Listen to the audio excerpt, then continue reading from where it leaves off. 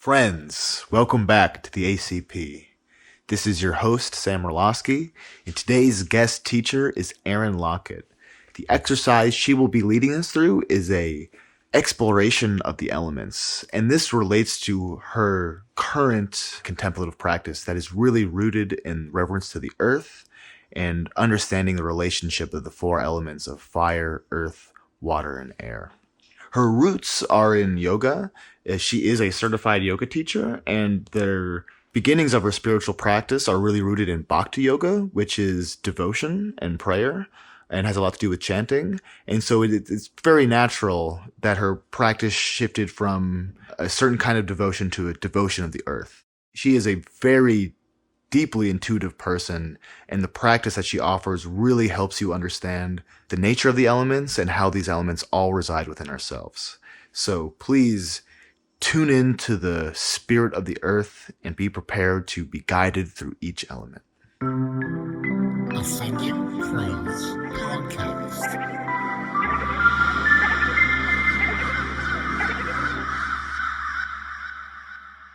All right, hi everybody, I'm Erin, and I'll be guiding you through an elemental meditation today. So you can begin by finding a comfortable seat, or you can lay all the way down on your back or on your belly. And if you're seated, you want to make sure that your hips are higher than your knees to put everything in alignment, so that you'll be able to sustain the physical posture while we do the practice. That'll allow you to go a little bit deeper and not have to focus so much on wiggles and wriggles. So in front of us, and while I'm kind of introducing the practice, you can let your eyes start to soften. And if they feel comfortable closing, you can bring them to a close. Or you can keep them at a soft gaze towards the ground or just generally in front of you, not focused on anything in particular. So in front of us, I brought a few items, and you definitely don't need any items to connect with your spirit, but sometimes it helps to have a physical representation of the practice. So what I've brought is a few earth element items, such as wood. We have some spalted maple here and some crystals. We also have a shell with some water to represent water. We have some feathers with us to represent air. And I'm going to light our candle to represent fire.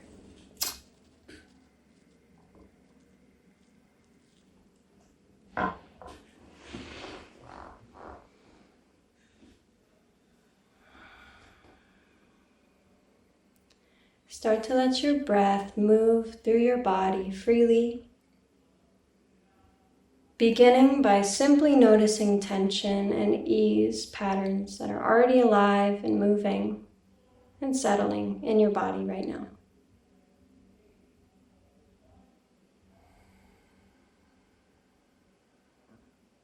So without the need to fix or force them, just noticing those patterns of tension and ease.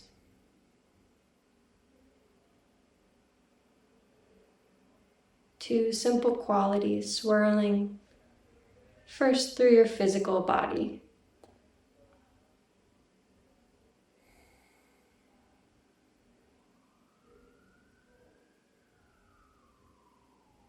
And start to notice patterns of tension and ease that might be alive in your mind and your headspace at this moment as well.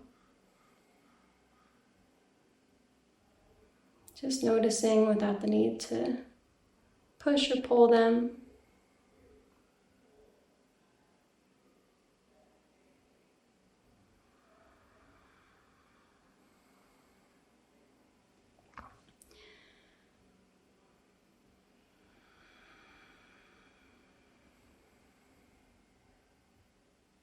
And then start to notice if there's a sense of spirit in your being here, present already, right now.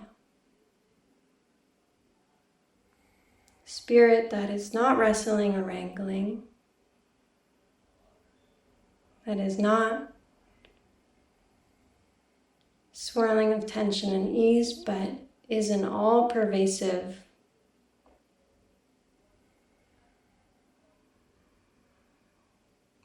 force of energy. And maybe you don't notice that sensation or that type of energy at this moment. Maybe you're still noticing the tension and ease swirling. Being kind with yourself as we move into our elements.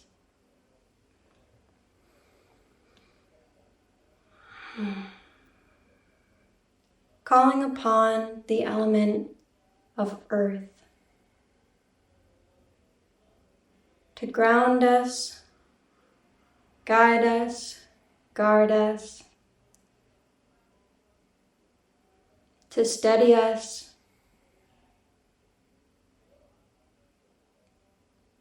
to bring a balance and really a cohesiveness to all of the other elements.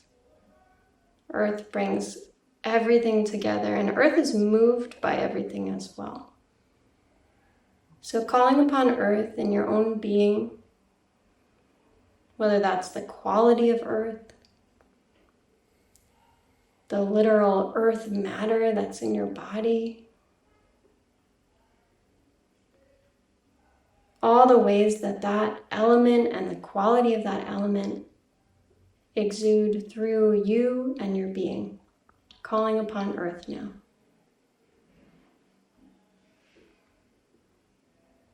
And next, we will call upon water, which is both powerful and easeful.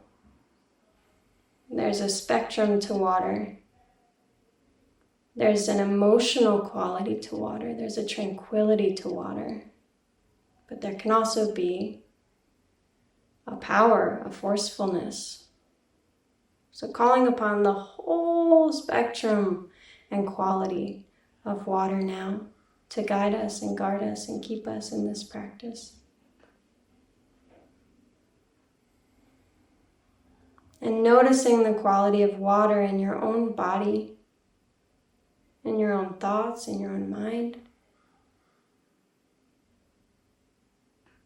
We are mostly water, so as we call upon the element of water, can you sense into all the water that is alive in you right now?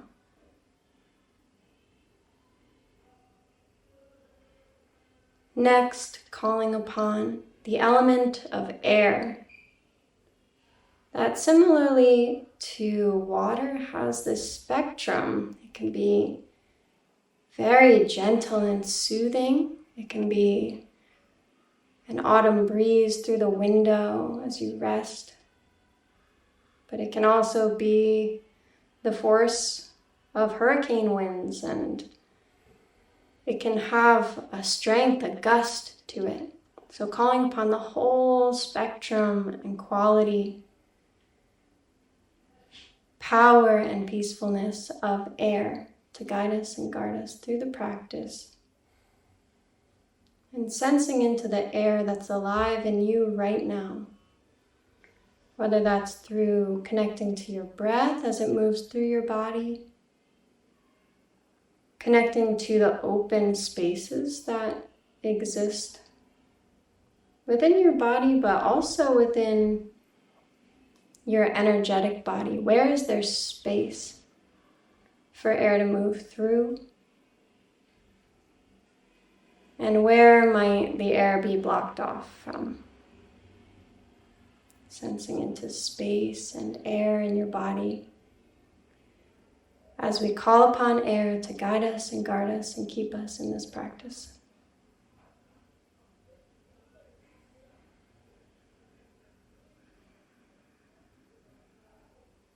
And sense into your feet for a moment. Let your breath expand a little bit wider through your physical body, through your energetic body, reaching all the way down into your fingers and toes, reaching all the way up through the top of your head,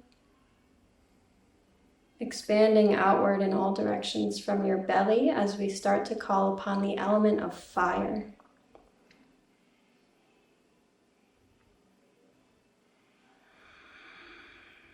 Fire as well has a spectrum to it. Fire can be warming and soothing. It can symbolize a sense of home, safety, the ability to cook, the ability to stay warm.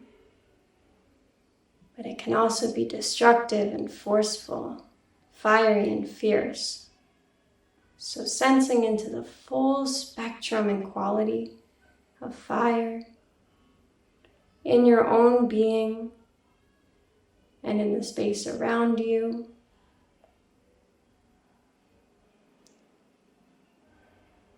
Sensing into where you might feel some heat in your body right now, or where you might feel passion and urge in your being. It doesn't have to be connected specifically to something with a thought, but just feeling it, feeling the energy and where it lives in you.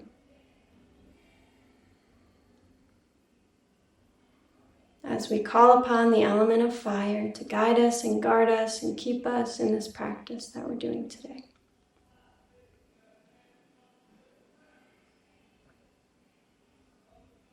And starting to feel all the elements swirling together, sensing into this melting pot of elements that we are, and also that our earth is, and really we can sense into everything in this life and find these qualities, these earth element qualities.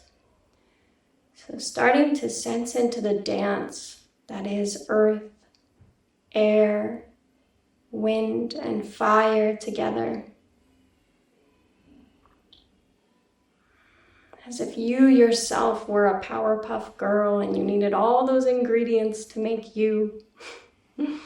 Sense into everything coming together, this perfect swarm of divine elements. And for the next few minutes, we will be with our breath and with the elements, noticing their quality at face value without judgment, feeling and sensing as much as we can and letting it grow, letting it show us whatever it wants to show us today.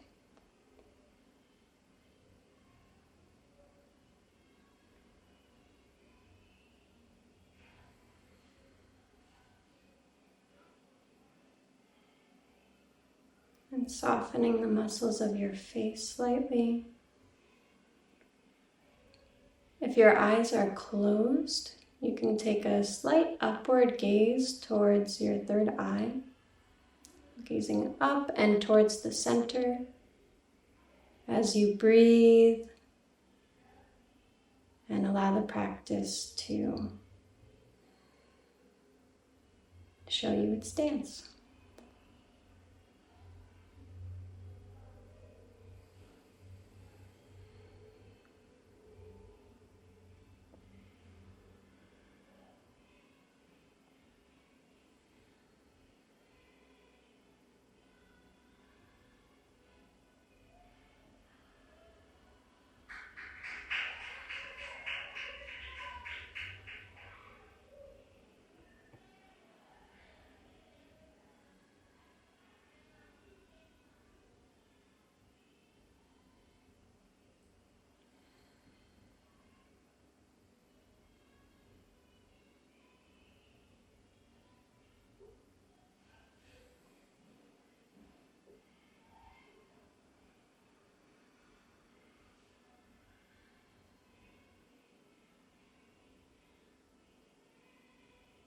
allow the earth elements to wash through you, and burn across you,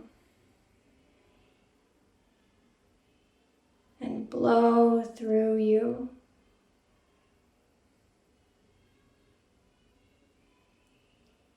Maybe there's a moment where your human form, your body, the outline of your body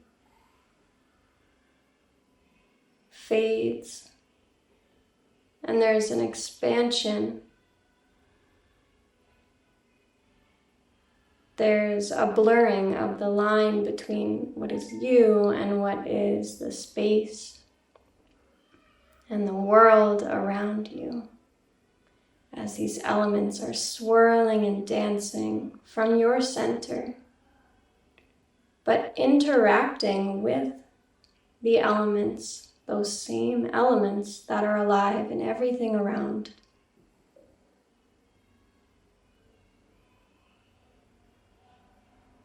And maybe you start to witness it all dancing together. So not your body and everything else, but everything that is dancing as one. All these elements swirling and interacting.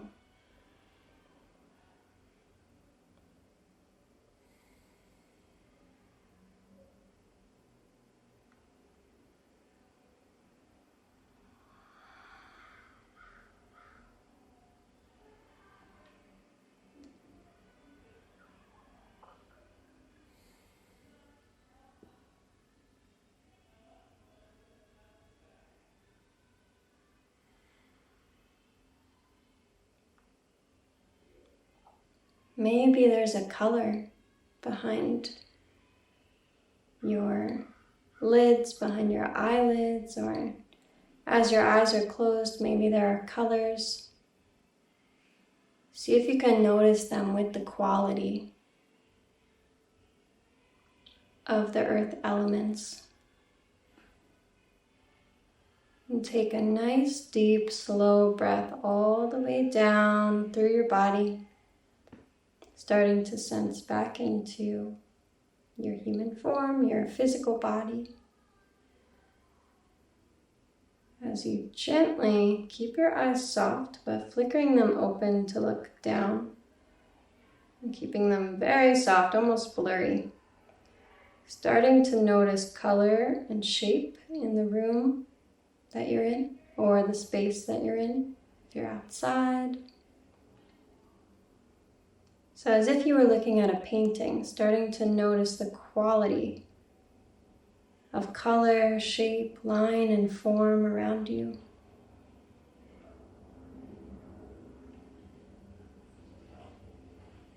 Start to notice any sounds you might be hearing in this environment, in this space. And gently start to bring some movement into your hands and your feet. And you can take a big stretch up overhead, interlace your fingers.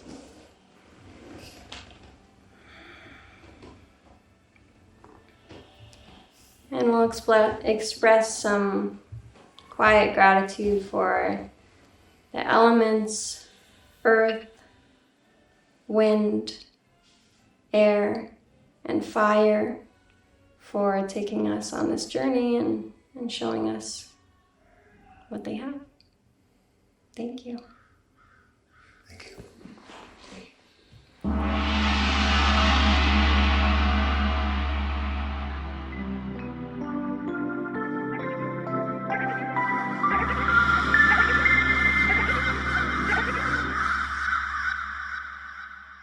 So we just did our elemental meditation with Erin, and it was really quite calming and centering to first start with, really it seemed like you were talking about the, physical and mental aspects of our body, and then it translated into the elemental practice. And it seemed like that, that really helped set the tone for the beginning. So I just when we first spoke, it seemed like you told me your roots were more in Bhakti practice. So I'm sort of wondering where the transition happened for you and what really made you feel a calling to this practice. Sure. Well, Bhakti is definitely part of my practice, as my teacher, Adriana Rizzolo, teaches mostly from Bhakti, Okay. teaching kirtan and devotional practices. She definitely also incorporates a lot with creativity, with dance and writing and expression through the devotional lens. Right. But I've found in my own practice a combination of devotional practices and really just earth-centered practices, which genuinely come from so many different cultures. Absolutely.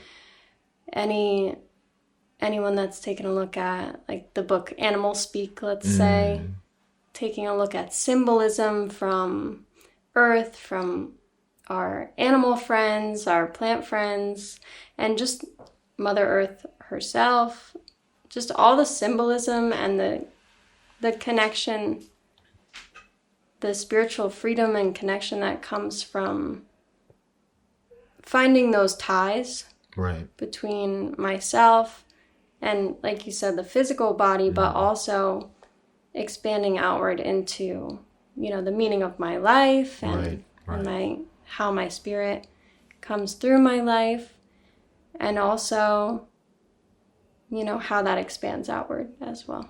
Absolutely. Yeah. So I totally see how this is connected to Bhakti practice. Because I mean, my impression of Bhakti, in devotional practice, it seems like it has an element of Tantra to it, where, you're visualizing, you're trying to connect to that source and feel, like you said, feel that spirit moving through you. So does that, it seems like that translates to, we want to connect to the elements and then connect to that spirit of the earth, right? It seems like the earth is our teacher here in this practice, and that when you open yourself up and you feel the balance of it, that's you communicating with that spirit. Sure. So what is it about visualization that's so important for something like this? I mean, this was a lot more contemplative than I thought it was going to be from our original conversation. So I thought it was very cool, but definitely the setting the intention, the gathering together of all the different elements physically. Why is that so important for a practice like this? It's important to me to create a ceremonial aspect to really any spiritual practice, to create an element of reverence when you step into a spiritual practice can allow a deeper experience. And then for me, the tantric element is letting that expand out into your life and letting your breakfast routine become a ritual, letting, your check-in with your significant other become a ritual, letting these practices of really looking at something for its quality and not, let's say, its material worth, or, looking at something and really thinking about symbolism, allowing that almost the story of your life or life itself to come in. And instead of reading it as something regimented, something fixed, something stiff, allowing that movement to come in of quality, it really just brings life back to life. Right, absolutely. There's so many times when I realize okay, I'm awake, but do I really feel alive? And, there's a lot of times I don't. And part of coming back to that aliveness is being very intentional with seeing things with an open quality rather than a fixed quality. Yeah, absolutely. And to me that really shows the importance of balance and why we have to integrate all these different elements together because it seems like certainly we can get locked into one mindset, especially, as spiritual seekers. One of our greatest traps is that, oh, I found this path and this is the way now and this is what I'm going to Yes. do from now on. And really we don't realize that maybe we were so imbalanced in terms of our elements and that this one practice brought us back to balance, but then we begin to lose because we become obsessed with that. Right. So I see such an importance of starting with earth as that foundation and then ending with fire, which almost seems to be, on the opposite side of the spectrum to help keep that aliveness and help keep that energy going. It was very profound to have that visualization. Sure. Thank you for sharing that. Yeah. So, how long have you been teaching this? How long have you been practicing this? I know it's weird to put a number on it, but just tell us a little bit more about why you landed in this from your transition. Well, it's funny. I mean, based off what you just said, is there ever truly a landing point? Right, So absolutely. it definitely is all expanding Yeah. and constantly just evolving. This is kind of just a practice I come back to, I would say, and it's something I would do in like a first session with a client Okay.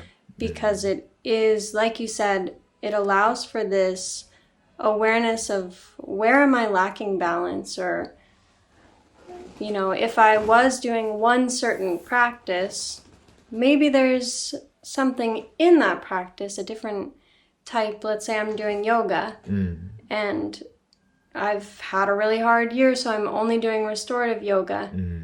But it's starting to get to the point where I'm feeling unfulfilled in my life. I need more energy. So Gotta put some fire there. right, how can I seek out a fire practice within my same practice potentially? If you found something that works for you, or you found a teacher, it's a lot about communication too, voicing that need for a different practice. Right. Or a practice that, I think the elements are just a really strong tool for communication as well. To Absolutely. say like, I need this quality.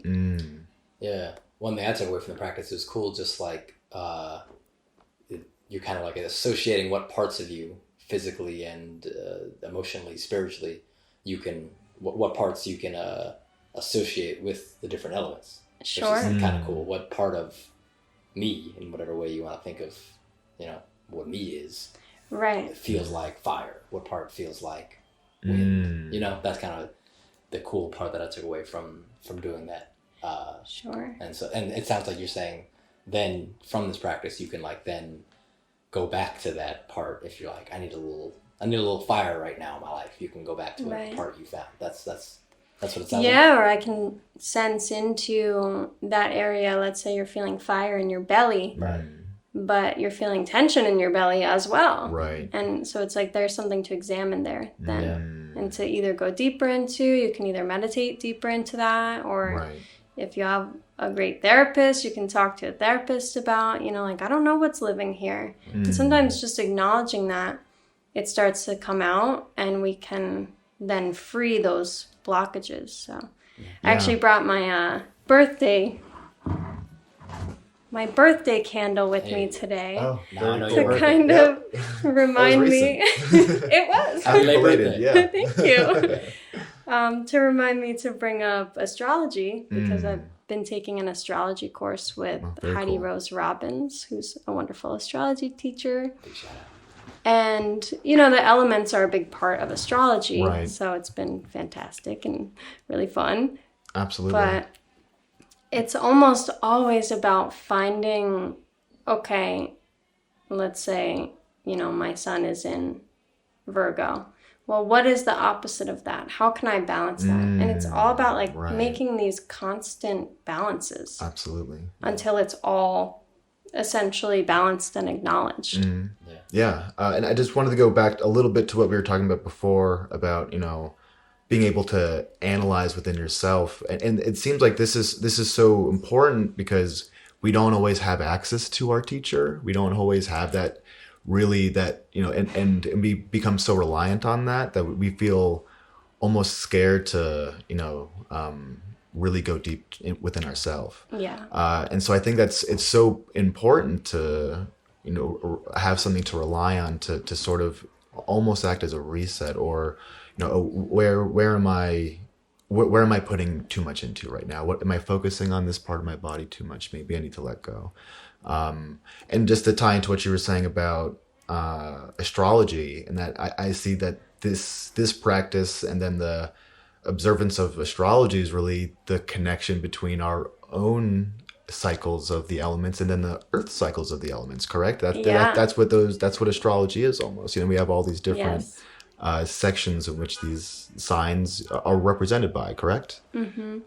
Yeah, because you have like the daily chart essentially of what's happening today Right. in the stars, but then you have your own chart and how that interacts with it. Right. So there are these little like moving balances happening. And then, sometimes it just takes a letting go and awareness and like this stepping back and observing that dance Right. rather than, okay, I feel out of balance in this way today, so I'm going to force it. Maybe just sensing into what you really need that day, or what's going to nourish you in the long term, Absolutely. rather than having a reactiveness. I mean, just in general, but, it's interesting when we're talking about these spiritual tools, these Right. ways of understanding, because really like the deepest spiritual experiences they can't be described, they're wordless, but then we do have these amazing like systems and tools. Right. So just like being in awe of that and receiving rather than reacting. Oh, absolutely. And to what you were saying, you're right. No, it's these practices really do reflect this speechless quality of spirituality. But at the same time, that quality emanates through everything, even in speech. So I think as long as we choose our words correctly, then we can still at least preserve that integrity of the practice as well. And I'd like to just touch on something you were talking about before in terms of intention. Because a practice like this, it is a sacred ritual. And so really, and I hate using this term because it's so watered down at this point, but mindfulness is very much the same thing. When we sit down to practice our mindfulness, it's not that this moment right now is sacred, it's that all moments are sacred, right? Mm-hmm. So when we do a sacred ritual like this, like you were saying, it's the same exact thing as, having that time to call your loved one, or just setting aside time to do your chores, setting aside time to cook our meal. It's all sacred time. And so it seems like this is so important for us today to realize that, that it's all sacred time, that there's nothing that, right. This was a waste of time, this was a waste of my energy, that it almost doesn't or shouldn't exist. Right. Yeah. And sometimes, the society we live in is so oppressive in general. Absolutely. It's a privilege to have the time, definitely, but also to be easy with ourselves to take that step almost back into what is so natural, which I believe spirituality is very natural. Yes. But we're taught to essentially avoid it for a lifetime. Absolutely. So when we have a calling to return, it really is a remembrance, it's a returning. So when we have that calling to return and we get to taste that again, that really deep connection, that mindfulness, and just sometimes when you're in that, this is every moment and this is everything. Right. But we do live in a society that is designed to keep us out of that. So being really gentle, really kind, and then seeking more and more of that whenever we feel safe. What is it about our society that is so elementally unbalanced? I mean, it seems like the element of fire is a little bit too pervasive in terms of our mindset, at least. We're always looking to produce. We're always what I mean, and I think you can say the same thing to the fact that we've been existing under a patriarchy for so long as well. If we chart back human history, there were huge matriarchal colonies, and it seems like that that observance of the divine feminine is also linked to the earth and linked to this balance, and that we always need a balance of masculine and feminine, but that for so long the emphasis has been on worshiping God the Father, all of this masculine dominated qualities. And how can we start to find that? How can we draw back that balance, or maybe just pull back the element of fire a little bit as a community? Sure. Well, it's interesting you say that, because I've been working a lot with the element of fire,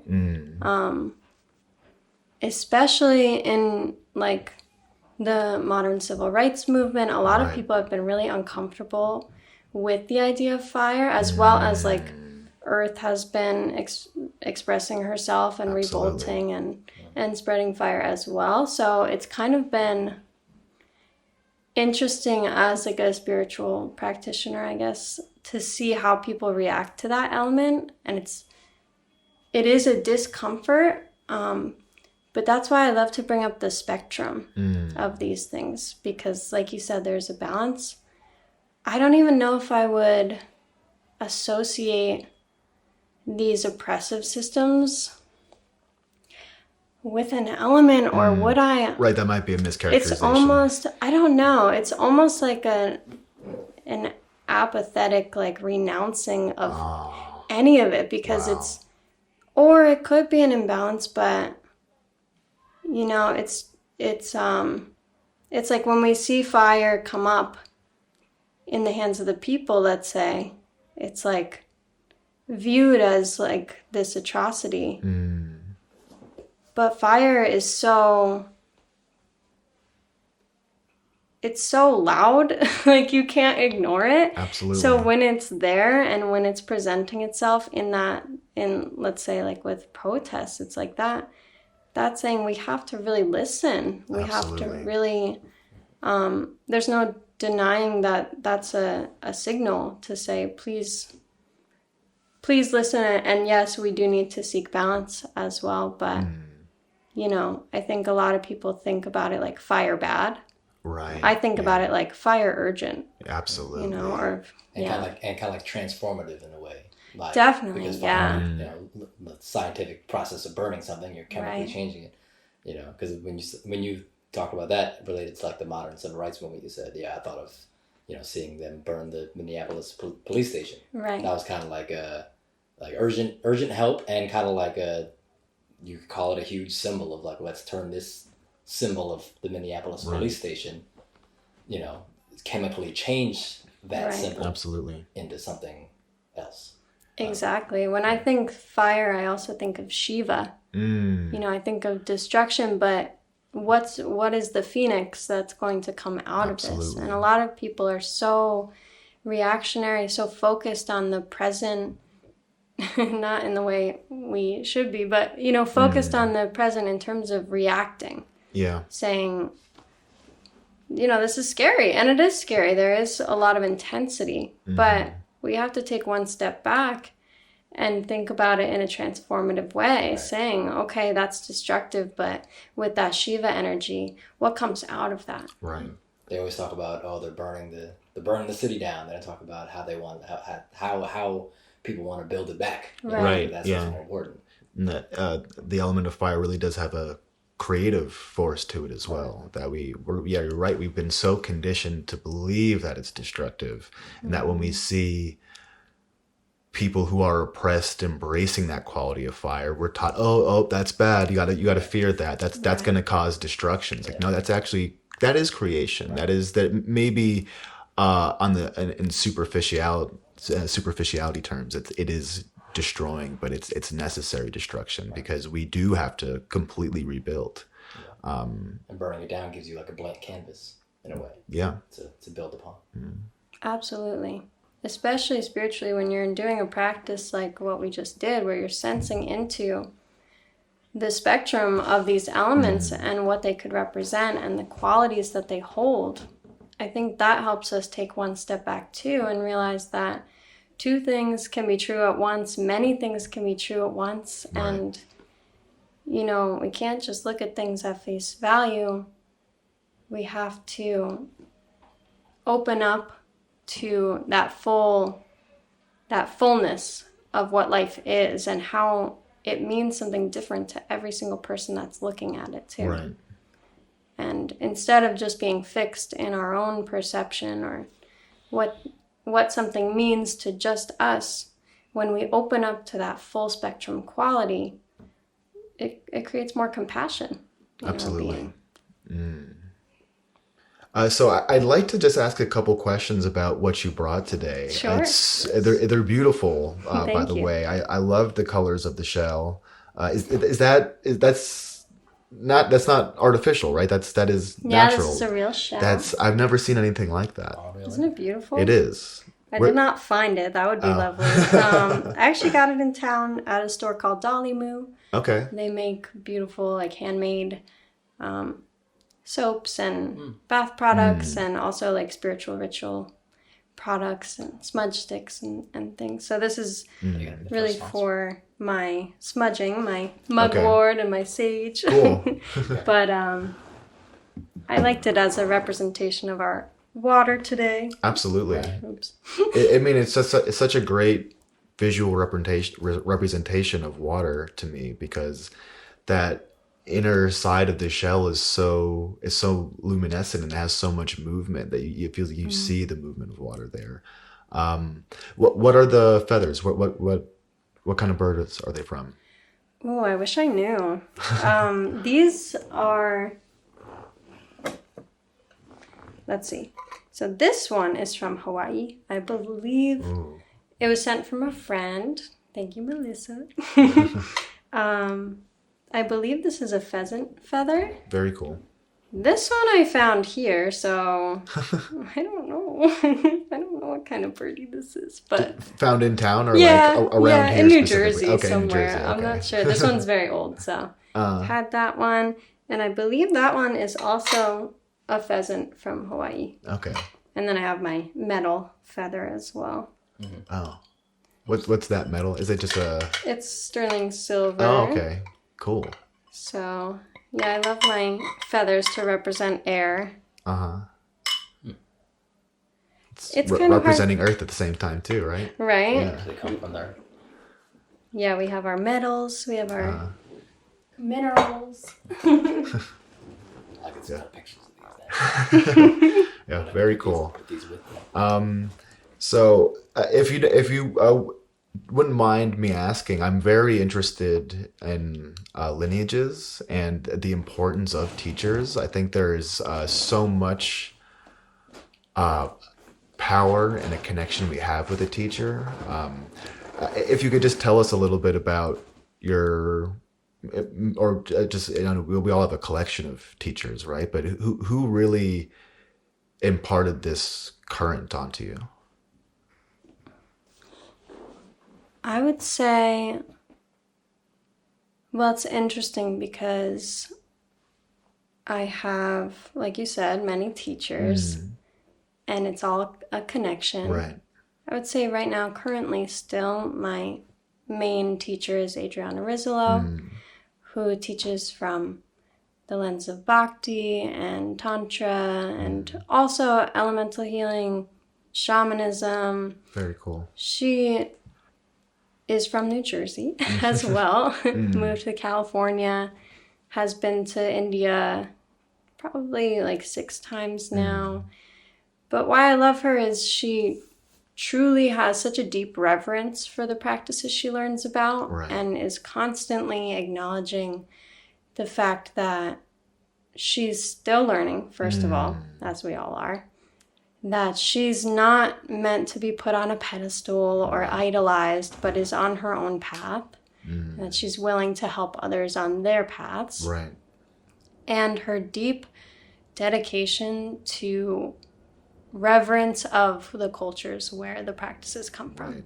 Because I think a lot of times, especially in the United States, we see these practices coming here and being watered down or whitewashed Right. or convoluted without any respect or sometimes even mention of where they come from. Right. And that's a huge problem, because that's where the aliveness of the practice is Absolutely. in the respect and in the reverence. That's why we really took our time, calling upon our elements and setting ourselves in with respect. But Right. that goes for talking about where the practices come from as well. Absolutely.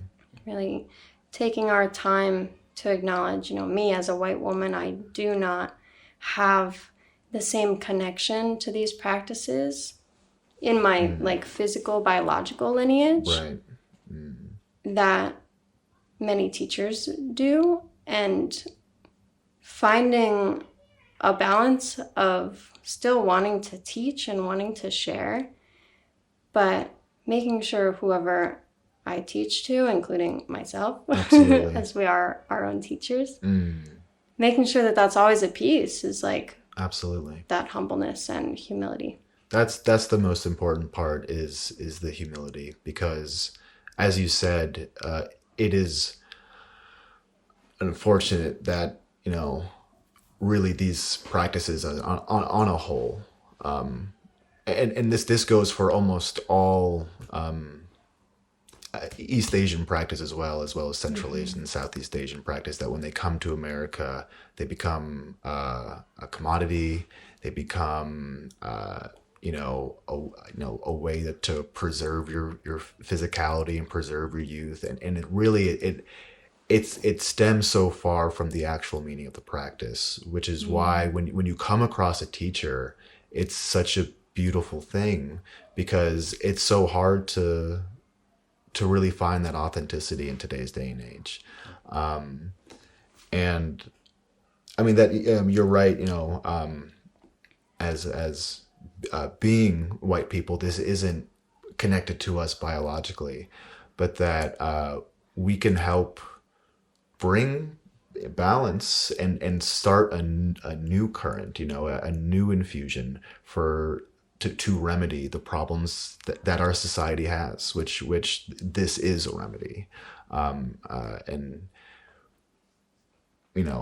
people have to, but people need to, at least just open themselves up to change. We don't need to all become disciplined spiritualists, but we need to open ourselves up to this current of energy that is going to come, because we're constantly fighting change. We're constantly not wanting to accept our own roots, as colonists and oppressors. And really, it's just all about humility. It's all about being, we have some bad karma in our lineage. We have some stuff that we really got to work out. And at the same time, to not just simply adopt other people's culture and take it for our own. To have the reverence for where these practices come from. But Exactly. Ultimately, as you were saying too, it does come from the earth, right? So as we are all children of the earth, we all have the ability to do this. These are all of our practices. These are gifts for us from earth. Yeah. Absolutely. Yeah, and many cultures just have appreciated that in a different way. Yeah. And that's which why those still cultures should be lives. revered too, because they preserve them for us today. Exactly. So another teacher that I love is Brian McGuire, who taught at a center called Neolith for a long time. Well, It was his space in Montclair. And he would lead shamanic journey meditations with a deep reverence as well. Shamanism comes from, Native American culture, which is a good time to mention the land back movement, Okay. which is an amazing movement happening right now. I mean, that's what's so amazing about today is like the present and the modern movements that we see is like, I feel like 5-10 years ago, these practices were coming here, or, you know, obviously Native American culture is here. So like these practices were surfacing, let's say, Right. into the, you know, into white spheres of white people. Right. And they were starting to try these practices, and some people had deep reverence and some didn't, or would exploit it or use it in a certain way. But now I feel like because people have been practicing these different practices, now we're starting to see movements that have support from people who don't understand exactly what it's like to be oppressed in that way, but still want to stand with Right. people. So like the land back movement is all about respecting the treaties that were originally, they went unhonored. Right. And there is plenty of land in America that should be in the hands of different Native American and indigenous tribes, but still isn't. So the land back movement is working to restore the respect of those treaties. Right. And get the land back. And get the land back. So the elemental practices, a lot of that does come from shamanism. Right. And my experience with shamanic journey meditation, which changed my life probably more than any other practice, interestingly enough.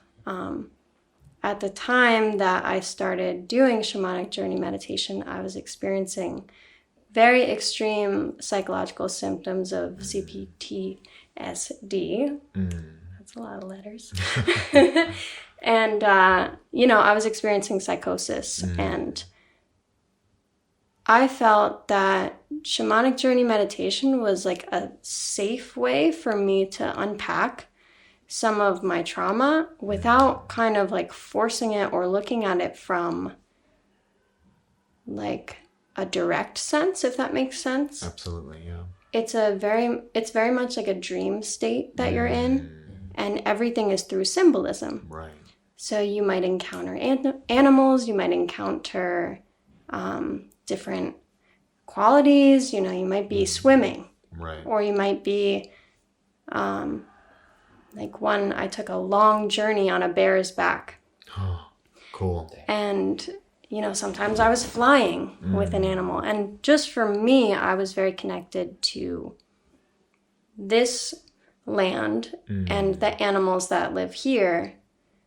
Some people connected very differently, like Brian connected mostly to his Celtic lineage and a lot of the symbols that came from... I was going to ask about the name Neolith.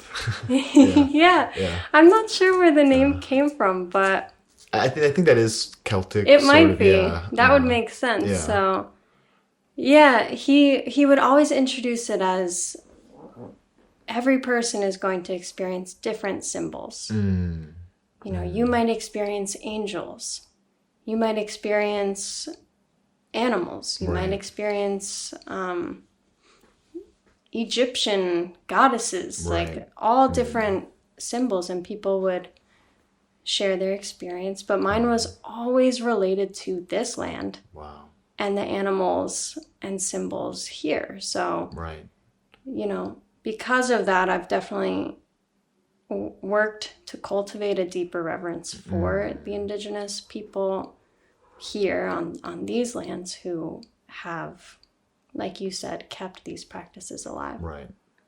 That well, it sounds like this is so healing as well. Practices like this,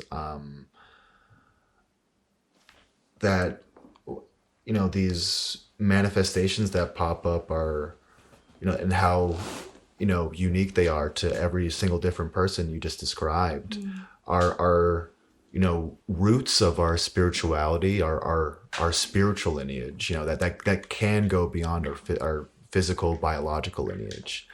and that when so you're not only introduced to that, but you're also introduced to your deep subconscious, and that it seems like that being introduced to this brings an immense amount of mental healing and healing to our subconscious, and I can't imagine, because I can't imagine that doesn't have an effect on our physical body as well, because our mental and physical body is connected through the sympathetic nervous system, the parasympathetic nervous system.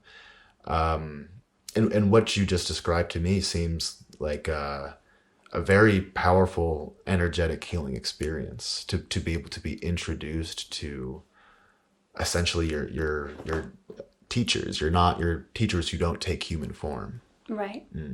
Yeah, absolutely. Extremely healing. And I tend to, this is something that I think is shared. It's a shared belief through most cultures that the spirit, the soul, is really the center that spills into everything else. So there's this amazing koshas meditation that comes from the yoga lineages that my teacher Adriana has shared with me, where you go through each layer of your being. It's about 20 minutes, and you walk yourself all the way down. Each layer that you go to, you shed. And I remember the first time I did it, I was like, what's going to be left? Like after, okay, go to your energetic body and let it go. I'm like, what's next though? And you're like hovering the in-between. And then finally you get down to the soul and the spirit, and it's like, it just breaks open. And then you let it flow back through each layer and bless and guide and guard.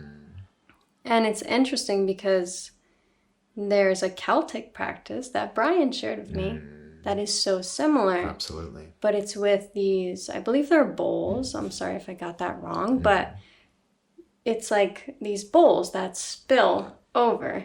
And it's a similar thing where it's like the spirit is spilling and pouring into the rest of your life. Absolutely. Sometimes we have to just go down and turn the faucet back on.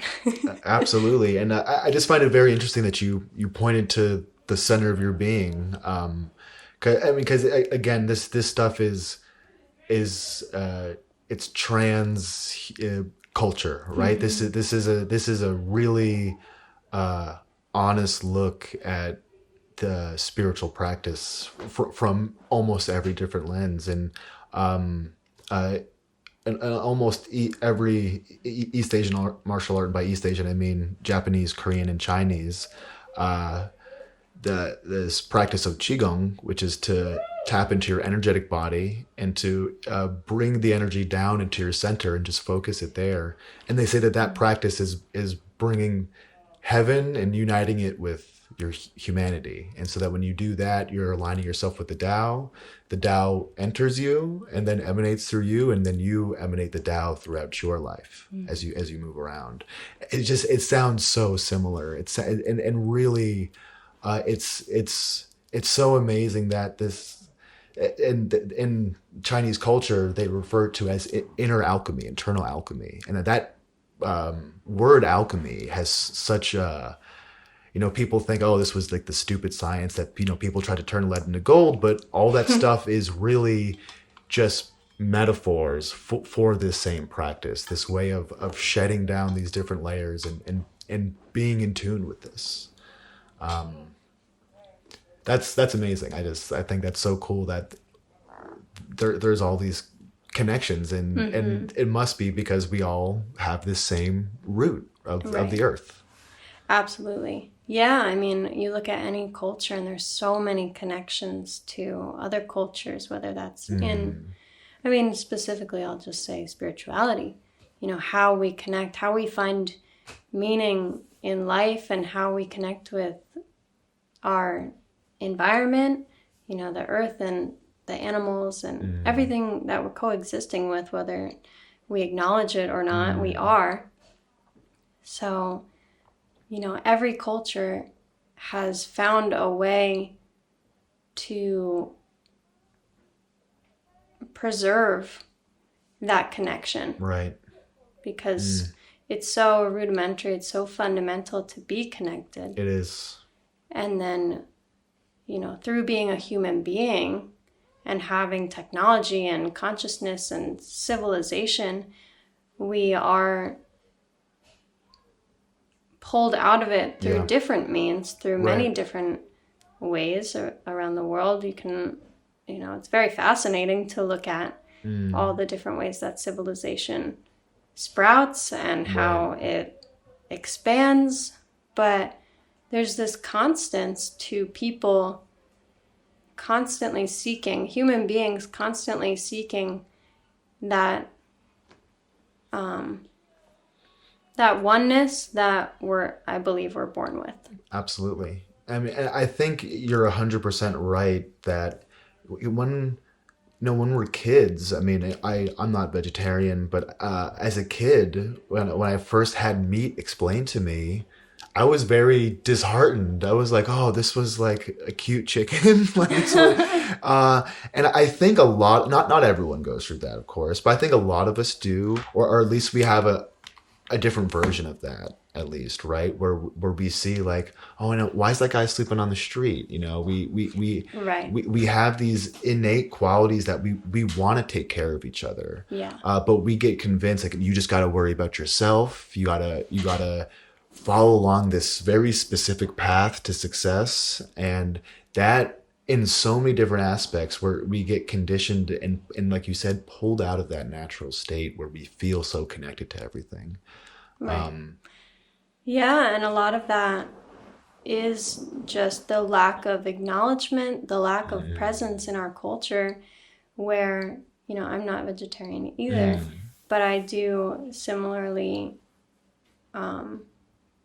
create a ritual similar to Native American tradition of deeply honoring an animal and the vitality that I'm receiving, and plants, like Absolutely. just having that deep reverence for whatever I'm receiving energy from. They're just as conscious as us. Yeah, and knowing that I'm having an exchange with a living being either way. Right. In order to continue living my life, and just having a deep respect for that, taking a moment to share that. So I think when we're kids, sometimes we just aren't taught. Some people are, which is lovely, but a lot of people aren't taught to slow down and have respect, or, there is just this fast-pacedness to the whole culture that says, don't care, keep not caring so Absolutely. that capitalism can keep thriving. Exactly. And now we're like, no, we care. We really care. Right. And it's changing the world that people care. Yeah. And really, at my most pessimistic times, I get into these terrible moods where I'm just like, we're one or two steps, too far gone. Right. Mm-hmm. But that, really the beauty in existing in a world like this is that, maybe I feel like that because I have all this privilege and, I'm so disillusioned with everything because of that. But there are so many people out there fighting, and there are so many people out there striving for change. And really, I see this as like a tantric practice as a whole. We're transmuting all this negativity. We're turning it into social justice, or at least we're trying. And you're right, people are standing up. We're saying, no, we don't want to live this way. We care about those qualities. We care about the quality of the earth. What did Greta Thunberg said? Our house is on fire. Yeah. And I think more and more people are waking up to that. So yeah. Absolutely. Yeah. I guess my last question for you would be, what's through the practice of balancing the elements, what's a way we can wake ourselves up to this and sort of feel this power and positivity towards change? Well, definitely a practice like what we did is amazing in terms of like an internal practice, because it does give you this, like you said, almost like an open awareness of like, all the elements and how they're affecting your life or how they're already alive in your life. Right. And I think a lot of people might need to sense into purpose and sense into collective purpose as well. So, starting at the quality, maybe we need fire. Absolutely. maybe we need fire. Right. Maybe the system needs less fire. Right. But we need or at least the right kind of fire, the spiritual fire. Right. Yeah. You gotta put the fire into it. Yeah. That's what you're doing. The ability to let this really be a movement, not a moment. Social justice, earth justice, and being compassionate, awake, and aware can't be a trend. It has to be an all-pervasive Absolutely. experience that, I feel like it's inevitable though. Like when I first started to open to my own spirit as a kid, facing depression and anxiety and like life troubles at home, when I was able to re-navigate from my mind into my spirit, Right. there was no going back. No. There was no saying, okay, you know what, I'm just going to toy with the idea of this now. I still do that sometimes, but there's this deeper knowing Right. that there's freedom for me, or there's deeper knowing for me in my spirit. Right. So I think once people awaken to quality of life, Absolutely. right? Not just looking at life as what they've been told it is, but seeing it as past their own perspective, as something that holds quality for many, many, many different people in many, many different ways. Once people open to that, you can't go back. So I think the more we practice that openness in ourselves, in our own lives, knowing things can take on many meanings, and then spreading that compassionately to others, especially people with opposite views. Right. So important. Yeah.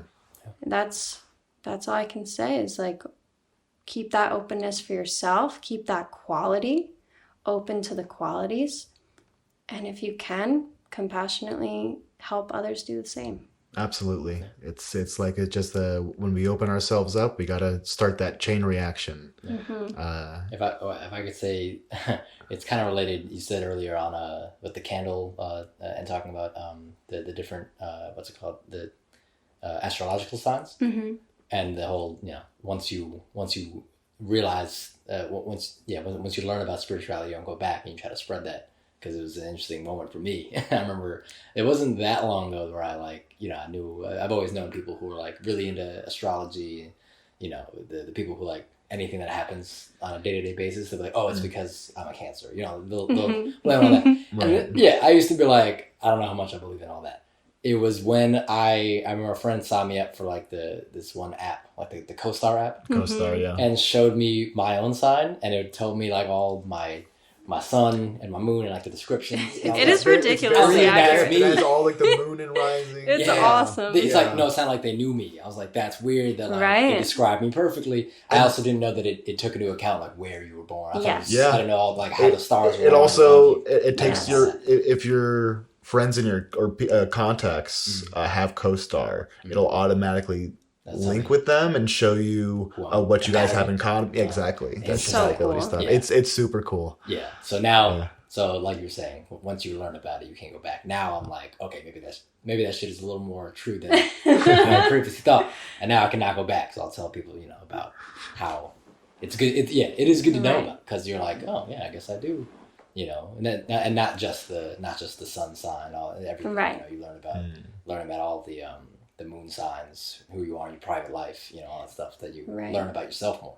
So absolutely, and that's one of the spiritual toolboxes. Essentially, that's one of the ways that we can learn more about ourselves, learn more about our connection to our life. And there are so many, and there are some people who don't have any of them in their lives.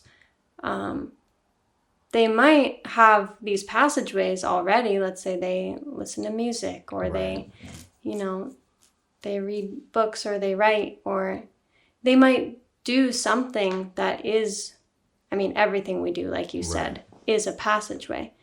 But it's about sometimes having the openness to experience something that you've already experienced more deeply. Right. Or experiencing something new that can inspire that freshness in the rest of your life. Right. Sometimes we need like a catalyst to sort of cause this reaction to have this experience. Right.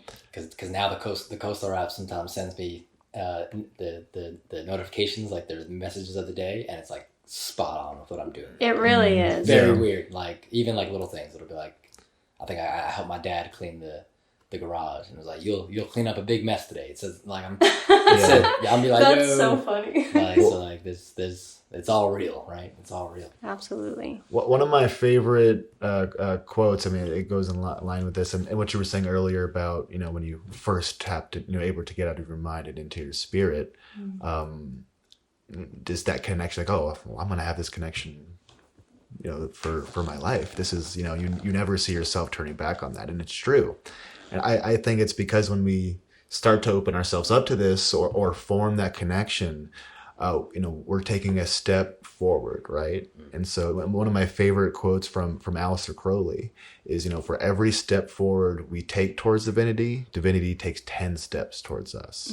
Meaning that, you know, when we put the work in, when we do something to, you know, open up a different neural pathway or just create a fresh experience, we're being genuine, and that work pays off in so many different aspects of our life. Definitely. Yeah, there are periods of time where I'll practice, but I don't necessarily feel or experience something deep and connected. Yeah. But showing up, it has proven to bring me genuine miracles in my life, things that I cannot explain to you, but have touched my life in ways that I don't know if I would have experienced that had I not been practicing in the way that I did. So, you know, it definitely, you said catalyst before. I mean, sometimes we choose our own catalyst. Sometimes it's like, hey, I'm going to take this leap of faith to try this kirtan or try this meditation online or whatever it is. And you take that leap. But sometimes it comes from someone else too, reaching to you and showing you compassion and connection. You know, just the other day, my boyfriend James reached out to someone who, you know, was becoming very isolated because of his political views. And it's easy when people have political views that align with something that is oppressive to write them off as, you know, just hateful and harmful, and then not want them in your life. But when those people get isolated, it's like a gang. Like they're only going to turn to that then, and they're going to keep turning to that for solace. So he reached out to this person and he said, you know, thank you so much, because everyone has essentially stopped talking to me. So James was able to talk to him compassionately about views and, you know, hopefully open him up to potentially a more compassionate future that doesn't have to live in the binary. Absolutely. And James really is such a deeply compassionate guy. You know, I've seen him extend that hand and ear to a handful of people. And it takes not just compassion, but it takes wisdom as well to be able to extend that compassion to, you know, a person who maybe the rest of your group, the rest of your clique is saying, oh no, you can't be compassionate towards them. Like, what are you doing? And it's like, no, this is that's something we all need to reach out to that friend who's been isolated, because if we say, oh, they're too far gone, or they're a bad person now, then we're letting that happen. We're letting them go too far gone. We're letting them become a bad person. And you're absolutely right that it does take, you know, it takes skill as well to go into that, not just enabling that person as well, but really going in with a compassionate intention to dismantle harmful beliefs with love. You know, there's a way to dismantle harmful beliefs with love. Right. And this is maybe not the right word to use. I'm sure, you know, James doesn't act out of anger, but there is such a thing as compassionate anger, right? Sure. We can be an exertive force, and really, for lack of a better word, be abrasive when that element calls for it, right? That's part of this balance that, you know, when something, there's always a tool to use for something, right? And if we get locked into this, like, oh, I just need to, you know, listen to him or acknowledge him, like you're saying, that's enabling. That's not going to do him any help in the long run. He's going to have that same poisonous mindset. You have to help. You have to bring antidote.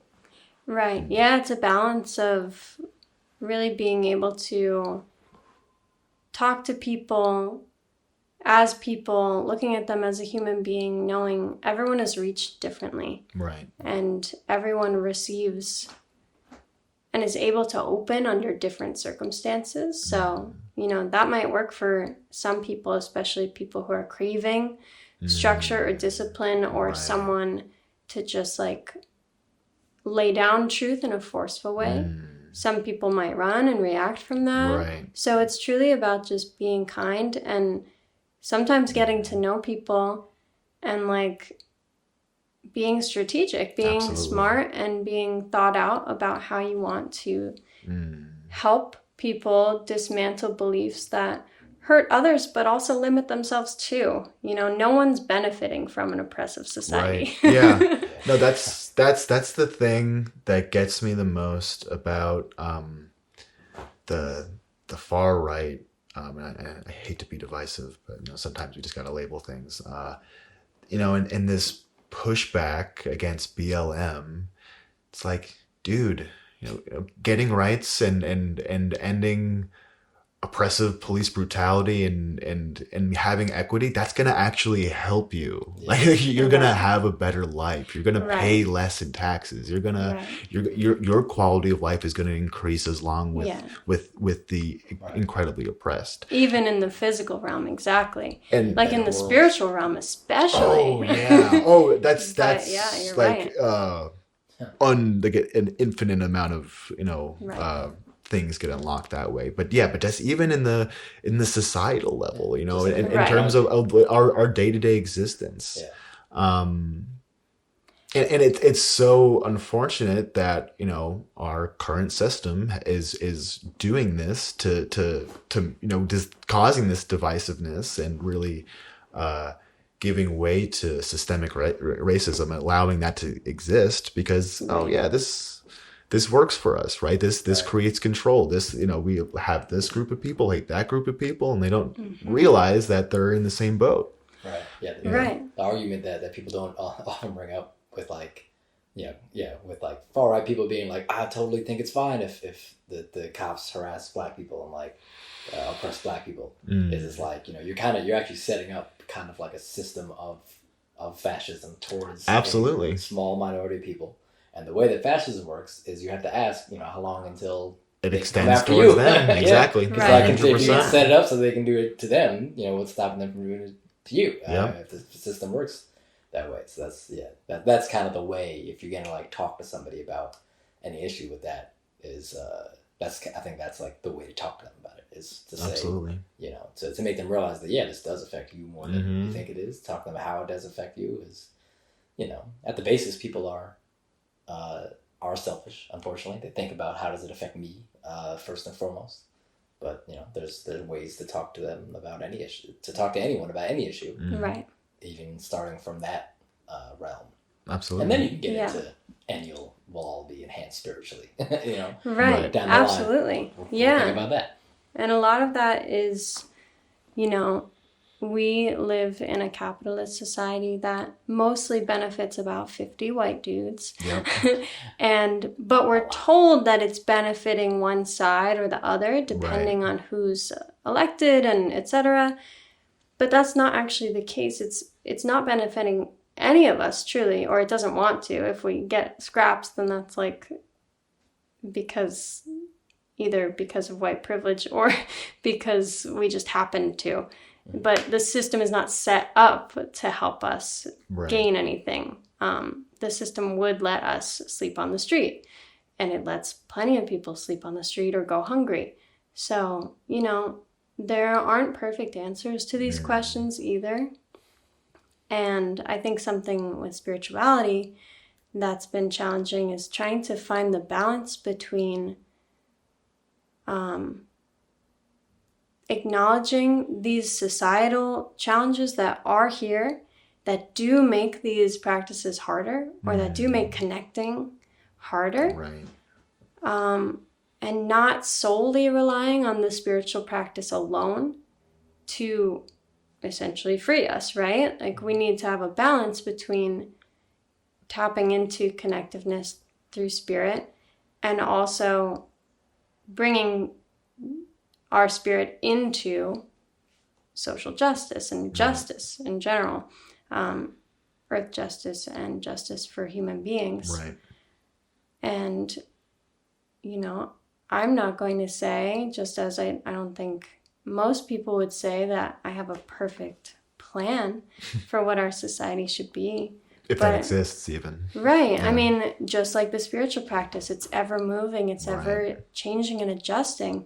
But I do think we can move in the direction of securing human rights for all people, and not, specifically oppressing them for profit. That would be a good place to start. So. Absolutely.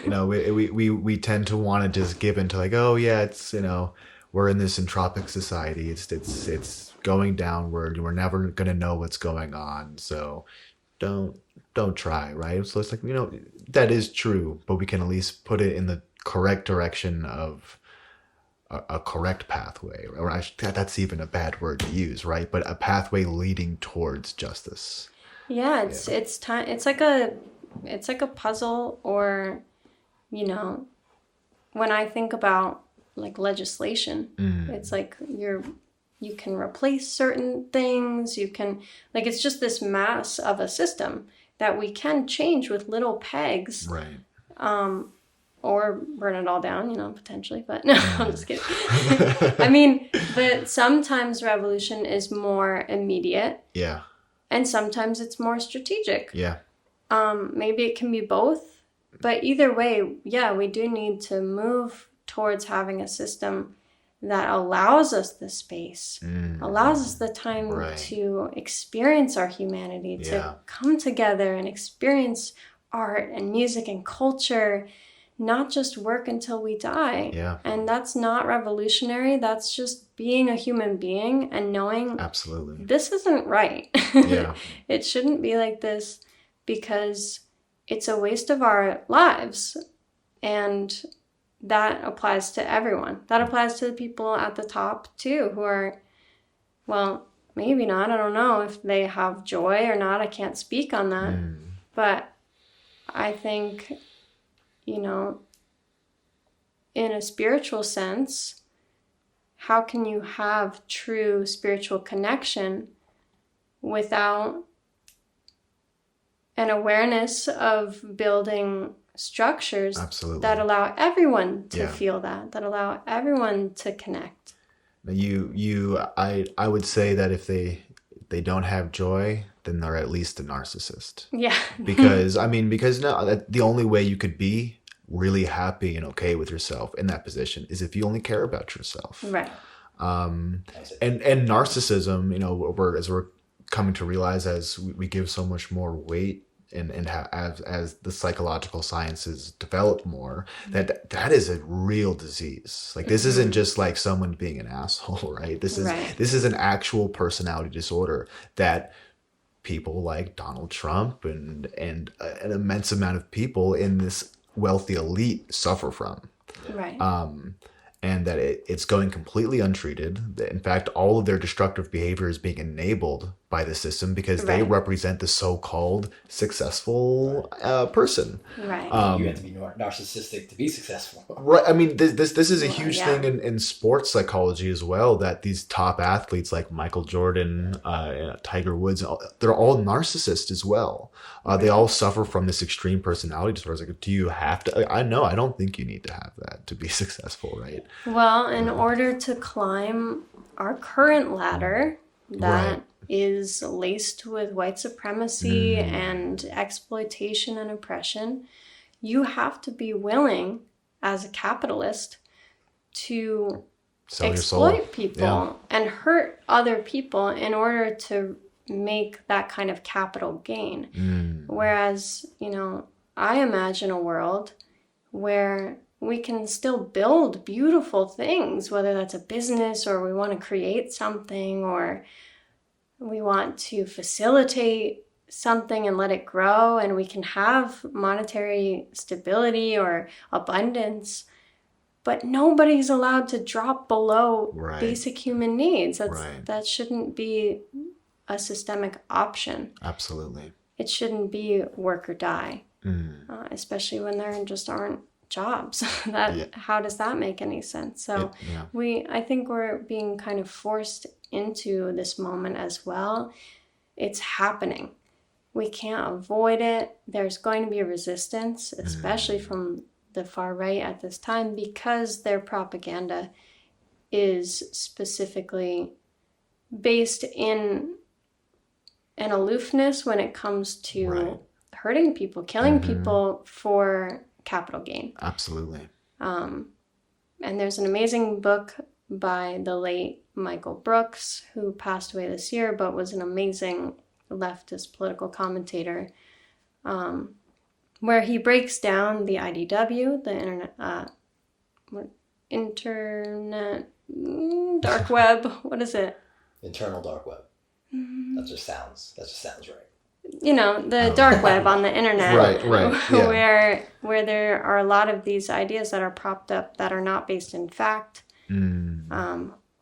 that are really hateful and really hurtful, and that continue these systems. So people, they read it or they listen to it, and if they aren't taught how to discern fact from hateful opinion, or if they're not taught that there's any other option too sometimes than the system we're currently in, other than to dig deeper, to go down. Right. Yeah. If they're never taught there's a way to go up, we can build something different. Wow. And I think a lot of times we're just not offered that up. Absolutely. But we are in a movement now where we have progressive leaders who have not taken any corporate money, who genuinely just listen to their communities. Right. And, that is something that's unprecedented. We've never seen it before. Yeah. And for a lot of people, it hasn't even still clicked the difference that ensures. Absolutely. Some people still even think it's impossible for a progressive to win. I know. And it's just not. It's proven this election season. Right. They can win, and they are winning. Right.